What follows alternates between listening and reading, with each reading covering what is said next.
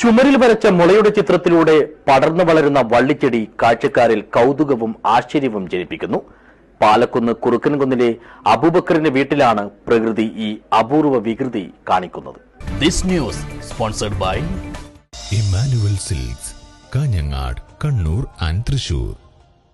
10 വർഷം മുമ്പാണ് പാലക്കുന്ന് കുറുക്കൻകുന്നിലെ അബൂബക്കറിന്റെ വീടിന്റെ മുൻവശത്തെ 2 തൂണുകളുടെ ചുമരിൽ ഒരു അലങ്കാരമെന്നോണം മുളകളുടെ ചിത്രങ്ങൾ വരച്ചത്.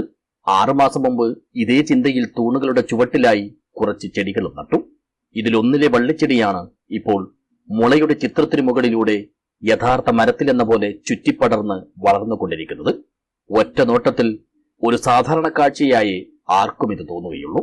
എന്നാൽ ഇതിലെ മുള വെറും ചിത്രം മാത്രമാണെന്നും ചെടി ഒറിജിനലാണെന്നും അറിയുമ്പോഴാണ് ആളുകളിൽ ആദ്യം സംശയവും പിന്നീട് ആശ്ചര്യവും ജനിക്കുന്നത്. പ്രകൃതിയുടെ ഈ വികൃതി നാട്ടിൽ പാട്ടായതോടെ നിരവധി പേർ ഇപ്പോൾ ഈ കൗതുക കാഴ്ച കാണാൻ ഇവിടെ എത്തുന്നുണ്ട്.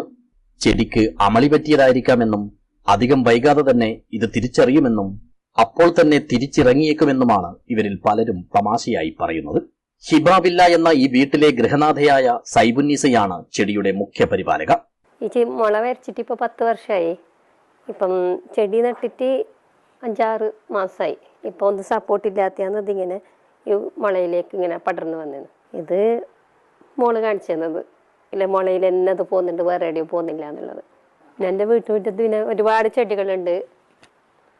നല്ല ഞാൻ കൊണ്ടുവന്നിട്ടെല്ലാം ചെടിയെല്ലാം നടലുണ്ട്. ഭർത്താവ് സപ്പോർട്ടുണ്ട്.